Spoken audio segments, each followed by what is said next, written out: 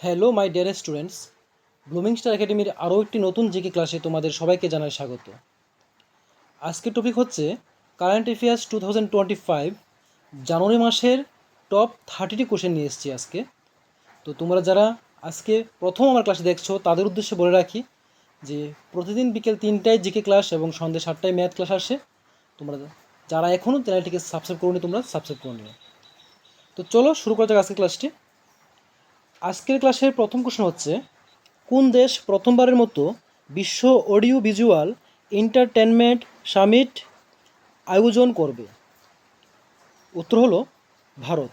Question number 2, ভারতীয় কোন ক্রিকেটারকে মর্যাদাপূর্ণ মেলবোর্ন ক্রিকেট ক্লাবের সম্মানসূচক সদস্যপদ দেওয়া হয়েছে? উত্তর হলো সচিন টেন্ডুলকর। কোশ্চেন নাম্বার 3, ভারত কোন সালে এখন পর্যন্ত সর্বোচ্চ কয়লা উৎপাদনের সাক্ষী হয়েছে? উত্তর হলো 2023 থেকে 24। নেক্সট কোশ্চেন নাম্বার 4, সম্প্রতি 60টি মহাদেশের সর্বোচ্চ শৃঙ্গ অতিক্রম করার জন্য সবচেয়ে কম বয়সী মহিলা হয়েছেন কে? উত্তর হলো কাম্য কার্তিকিয়ান।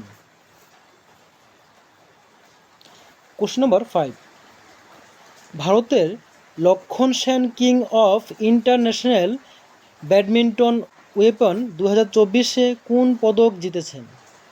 উত্তর হলো ব্রোঞ্জ।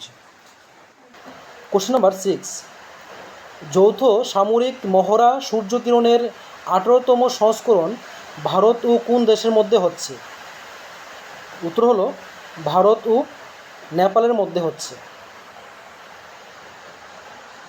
কোশ্চেন নাম্বার 7, কোন রাজ্যের মুখ্যমন্ত্রী সৌর প্ল্যাটফর্ম নামে একটি নতুন নাগরিক কেন্দ্রিক উদ্যোগ চালু করেছেন? উত্তর হলো গুজরাট। কোশ্চেন নাম্বার 8, কোন আইআইটির গবেষকরা একটি শক ওয়েভ ভিত্তিক সুইচমুক্ত সিরিঞ্জ তৈরি করেছেন? উত্তর হলো আইআইটি বোম্বে। কোশ্চেন নাম্বার 9, কোন রাজ্যের মুখ্যমন্ত্রী ভারতে প্রথম কাচের সেতু উদ্বোধন করলেন কন্যাকুমারীতে? উত্তর হলো তামিলনাড়ু। কোশ্চেন নাম্বার 10, সম্প্রতি কোন দল 2024-25 সন্তোষ ট্রফি চ্যাম্পিয়ন হয়েছে? উত্তর হলো ওয়েস্ট বেঙ্গল। কোশ্চেন নাম্বার 11, সম্প্রতি কোন মন্ত্রক 2025 সালকে সংস্কারের বছর হিসাবে ঘোষণা করল? উত্তর হলো প্রতিরক্ষা মন্ত্রক। কোশ্চেন নাম্বার 12, 2025 সালের জন্য কতজন ক্রীড়াবিদকে অর্জুন পুরস্কারে সম্মানিত করা হবে? উত্তর হলো 32 জন। নেক্সট কোশ্চেন নাম্বার 13, কোন রাজ্যের মুখ্যমন্ত্রী 31তম জাতীয় শিশু বিজ্ঞান কংগ্রেসের উদ্বোধন করেছেন? উত্তর হলো মধ্যপ্রদেশের মুখ্যমন্ত্রী। কোশ্চেন নাম্বার 14, প্রতি বছর কোন তারিখে বিশ্ব ব্রেইল দিবস পালিত হয়? উত্তর হলো 8 জানুয়ারি। কোশ্চেন নাম্বার 15, সম্প্রতি প্রয়াত ডক্টর রাজাগোপাল চিদাম্বরম কোন ক্ষেত্রে যুক্ত ছিলেন? উত্তর হলো পরমাণু বিজ্ঞানী। কোশ্চেন নাম্বার 16, সম্প্রতি কাকে জাতীয় মানবাধিকার কমিশনের চেয়ারপারসন নিযুক্ত করা হয়েছে? উত্তর হলো ভি রামা সুব্রামানিয়াম। কোশ্চেন নাম্বার 17, সম্প্রতি কে সশক্ত বেটি এবং ই দৃষ্টি প্রকল্প চালু করেছেন? উত্তর হলো ধর্মেন্দ্র প্রধান। কোশ্চেন নাম্বার 18, ভারতের প্রথম অর্গানিক ফিশারিজ ক্লাস্টার চালু হলো কোথায়? উত্তর হলো সিকিম। কোশ্চেন নম্বর 19, সম্প্রতি কোন ব্যাংক হার ঘর লাখপতি স্কিম লঞ্চ করেছেন? উত্তর হলো এসবিআই অর্থাৎ স্টেট ব্যাংক অফ ইন্ডিয়া।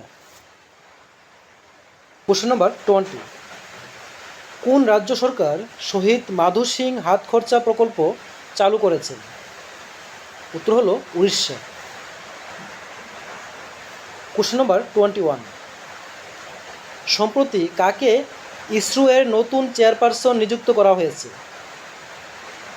উত্তর হলো ভি নারায়ণ। কোশ্চেন নম্বর 22, সম্প্রতি কে ভারতের অ্যাথলেটিক্স ফেডারেশনের নতুন সভাপতি নির্বাচিত হয়েছেন? উত্তর হলো বাহাদুর সিং সাগু। কোশ্চেন নম্বর 23, কোন ফুটবলার সম্প্রতি যুক্তরাষ্ট্রের প্রেসিডেন্সিয়াল মডেল অফ ফ্রিডম পাচ্ছেন? উত্তর হলো লিওনেল মেসি। কোশ্চেন নম্বর 24, বর্তমানে ভারত বিশ্বের কততম বৃহত্তম মেট্রো নেটওয়ার্কে রয়েছে? উত্তর হলো তৃতীয়। কোশ্চেন নম্বর 25, সম্প্রতি কে অর্থ মন্ত্রণালয়ে রাজস্ব সচিবের দায়িত্ব নিয়েছেন? উত্তর হলো Tuhin Kanta Pandey. Question number 26, Henley passport সূচক 2025-তে ভারতের স্থান কততম? উত্তর হলো 85। নেক্সট কোশ্চেন নম্বর 27, কোন রাজ্য সরকার পার্থ প্রকল্প চালু করেছেন? উত্তর হলো মধ্যপ্রদেশ। কোশ্চেন নম্বর 28, সম্প্রতি কোন দল 15তম স্প্যানিশ সুপার কাপ জিতেছেন? উত্তর হলো বার্সেলোনা।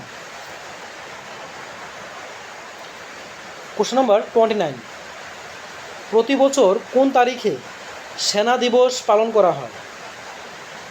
উত্তর হলো 15ই জানুয়ারি। কোশ্চেন নম্বর 30, আইপিএল 2025-এ শ্রেয়াস আইয়ারকে কোন দলের অধিনায়ক নিযুক্ত করা হয়েছে? উত্তর হলো পাঞ্জাব কিংস। এ হলো আজকের ক্লাসের টপ 30টি কারেন্ট অ্যাফেয়ার্স। যদি এরকমই আরও ইম্পর্ট্যান্ট কোশ্চেন পেতে চাও তাহলে এই চ্যানেলটিকে সাবস্ক্রাইব করে রাখো।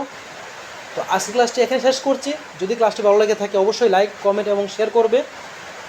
তো দেখা হবে পরবর্তী ক্লাসে পরবর্তী টপিকে। ততক্ষণ সবাই ভালো থেকো, সুস্থ থেকো।